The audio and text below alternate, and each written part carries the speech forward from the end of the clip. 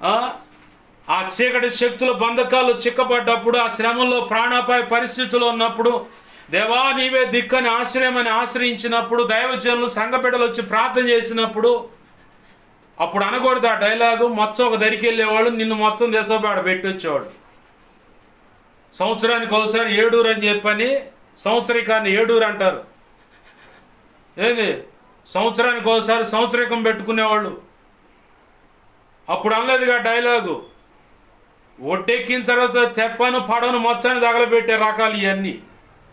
Use and throw, వాడుకో వదిలే, అంతవటికే. కృతజ్ఞత కలిగిన దానివైతే, కృతజ్ఞత కలిగిన వాడివైతే ప్రభు చెప్పినట్టు ఖచ్చితంగా నిలబడి, నా ప్రభు కొరకు నేను నిలబడాలి. ఎందుకంటే నా ఇంటి వారు రాలేదు, నా మెట్టినింటి వారు రాలేదు, నా పుట్టింటోళ్ళు రాలేదు, నా బంధువులు అన్నవాళ్ళు నన్ను ఆదరించలేదు, ఆదుకోలేదు. ఈ రోగ శయ్యం మీద అలాగ మంచాన పడి చావు బ్రతుకుల మధ్య అయిపోయిందిరే, ఇంకా ఎముకలు గూడే అని చెప్పని అనుకున్నారు నా బంధువులు, నా అనేవాళ్ళు, చుట్టుపక్కల వాళ్ళు. ఆ పరిస్థితుల నుంచి కూడా నా ప్రభు తన దాసును ఉపయోగపెట్టుకొని పరిశుద్ధుల ప్రార్థన ద్వారా ఆయన కృపను బట్టి స్వస్థపరిచి నన్ను లేపి నిలబెట్టి ఆరోగ్యం ఇచ్చి నడిపిస్తూ ఉంటే, వాస్తవానికి కృతజ్ఞత గలవాడివైతే, కృతజ్ఞత కలిగిన దానివైతే ఏమనాలా? దేవుడు చేసిన కార్యం అండి. ఈ లోకంలో నేను నమ్ముకున్న నన్ను ఆదుకోలేదు, అవన్నీ ఒట్టియే.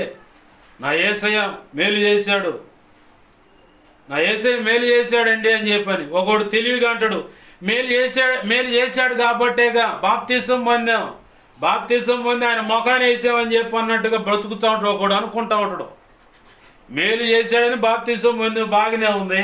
మరి ఆ బాప్తీసాన్ని నువ్వు కాపాడుకోవాలిగా, ప్రతిరోజు ప్రార్థన చేయాలిగా. నీలాంటి వాళ్ళు ఇంకా చాలామంది ఉంటారు భ్రష్టులు, వాళ్ళ క్షేమం, వాళ్ళందరినీ రక్షించు ప్రభు అని ప్రార్థన చేయాలిగా. దాన్ని విజ్ఞాపన అంటారు.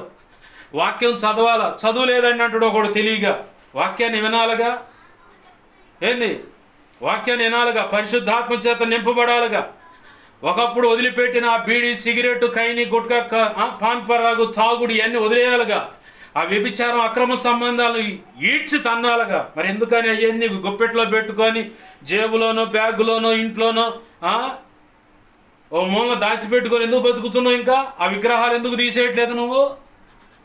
ఆ మాంత్రిక శక్తులను ఎందుకు ఆశ్రయిస్తున్నావు? అంతరాల దగ్గరికి ఎందుకు పోతున్నావు? కొలుపులు, మొక్కుబళ్ళని ఎందుకు పోతా ఉన్నావు? అదేమంటే బాప్తీసం అనేది కృతజ్ఞతగా బాప్తీసం ఇస్తే ఇవన్నీ చేయకూడదు. దరిద్రుడా, పనికి మాలిందని ఇవన్నీ చేయకూడదు. ఆ విగ్రహాల ముందు ఇవన్నీ ఏటిని కూడా ఆశ్రయించకూడదు. ఇంకా శాపగ్రస్తంగా మారిపోతుంది నీ కుటుంబం, నీ వంశం, నీ సంతానం అంతా. దేవుడు కోపం రేగిందంటే వరుస పెడతాడు. ఇక అన్నీ యాత్రలే, తీర్థయాత్రలు కాదు, శ్మశాన యాత్రలు మొదలు పెడతాడు దేవుడు. వాక్యం నీలో ఉంటే, పరిశుద్ధాత్మ నీలో ఉంటే, దేవుని భయం నిన్ను ఆవరించుంటే, ఈ పనులకు నువ్వు ఒడిగట్టో. చూస్తాడు మంచి కంపెనీ రోగాలు ఇస్తాడు. ఆ సిగరెట్కో, ఖైనీకో, గుట్కాకో, తాగుడుకో, ఏంది మంచంలో పెట్టి అక్కడ వేస్తాడు, నలగేసి అప్పుడు లైన్లో పెట్టుకుంటాడు. ఇక లైన్లో పెట్టేది ఏముండదు, లేక అట్ట దేశపోవటమే. అట్ట చాలామంది సంపూర్ణ సిద్ధి పొందిపోయిన వాళ్ళు ఉన్నారు. చివరికి ఆ గతి పట్టు దేవుని జాగ్రత్త.